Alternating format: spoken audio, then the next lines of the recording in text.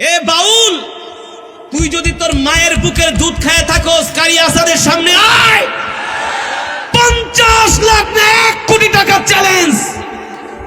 হারামজাদা, কোরআনের ব্যাখ্যা জানোস না, অনুবাদ জানোস না, কেন কোরআনের অপব্যাখ্যা করস? কুল আউযু বিরাব্বিন নাস এর অর্থ কি নাসা? মালিকের নাস এর অর্থ কি নাসা? ওই আবুল সরকার হারামজাদা ওই কি বলছে, আল্লাহ নাকি এক মুখে 12 কথা কয়। নাউজুবিল্লাহ, শুনেন আপনারা? ওই বলে আল্লাহর কথার নাকি আগাও বুঝে না, মাথাও বুঝে না। আরে হারামজাদা, তুই বুঝবি কই থেকে? তুই কি কোরআন হাদিস পড়ছস নাকি? তুই তো খাস গাঞ্জা, তুই সারাদিন থাকস গাঞ্জা লয়া, বিড়ি লয়া, সিগারেট লয়া। কতক্ষণ মিথ্যা মিথ্যা বলছি? ওই মিয়া, কোন মুসলমান যদি এই কথা বলে আল্লাহ এক মুখে 12 কথা কয়, তার কথার কোনো আগামাতা বুঝি না, এটা কিন্তু কাফের হয়ে গেছে। কাফের হয়ে গেছে, কাফের কাফের কাফের কাফের। ওরে যারা সমর্থন করবে ও হইল মুরতাদ। ঠিক কিনা বলেন?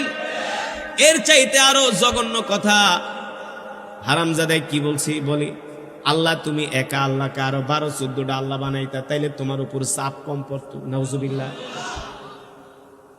এই কথা শোনার পরে কি কোনো মুসলমান ঠিক থাকতে পারে?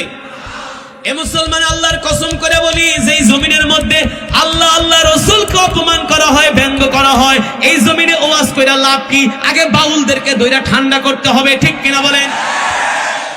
আরে তোরা তো 100 বছর ধইরা, 40-60 বছর ধইরা বাউল গান গাইতাছস গা, আমরা তো কিছু বলি না।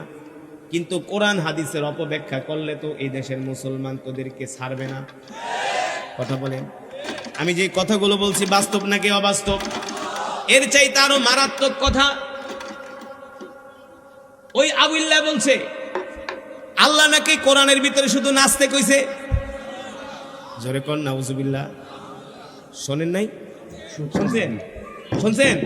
কয়জনে শুনছেন? হাত উঠান তো দেখি। এই যে না শুনছেন হাত উঠায় না। আবেগে কয়জনে শুনছেন যে আবুল্লাহ গানের ভিতরে খালি কয় নাচ, আল্লাহ বলে কোরআনে খালি নাচতে কইছে? কয়জন শুনছেন? যারা হাত উঠেছেন তারা শুনছেন? এবার হাত নামান। শুনছেন? দেখেন কত বড় মূর্খ, কত বড় মূর্খ, কত বড় হারামজাদা। আল্লাহ নাকি কোরআনুল কারীমের সর্বশেষ সূরা, সূরার নাম কি? সূরাতুন নাস। আল্লাহ